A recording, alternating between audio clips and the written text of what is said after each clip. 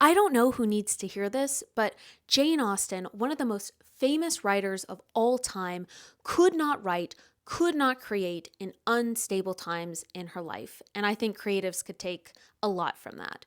My biggest takeaway from reading Miss Austen, which is now also a series on PBS, is that Jane Austen couldn't write in times of instability in her life, and there was a lot of it. We tend to romanticize people in the past as somehow being superhuman who were able to just create, create, create. And here we are procrastinating or like worrying about the state of the world or dealing with work or family issues. And why can't we just create like people in the past? The reality of people like Jane Austen was that she was jostled about in life. She went from living comfortably to living in confined rented accommodations to living with female friends and family members, all at the hope that her male relatives would provide enough for her to survive, because that's the way society was back then.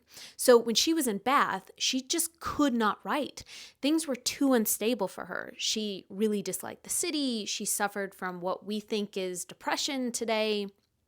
So we're talking about a 6-year time period where Jane Austen was not productive as an author.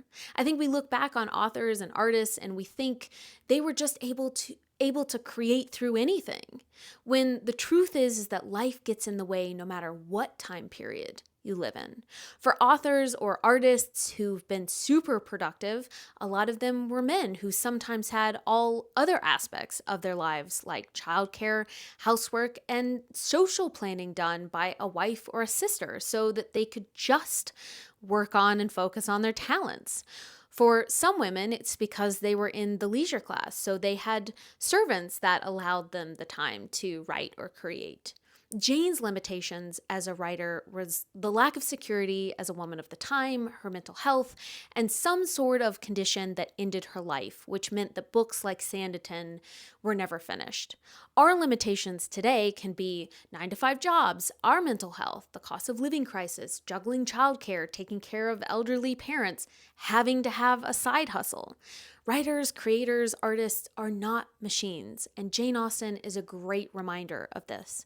I take comfort knowing about interrupted periods of creators' lives, not so it gives me the excuse to procrastinate or to not push myself or to not treat my writing like a job, but instead to let it inspire me that even after a 6-year pause, Jane still picked up her pen and wrote more, writing up until the end.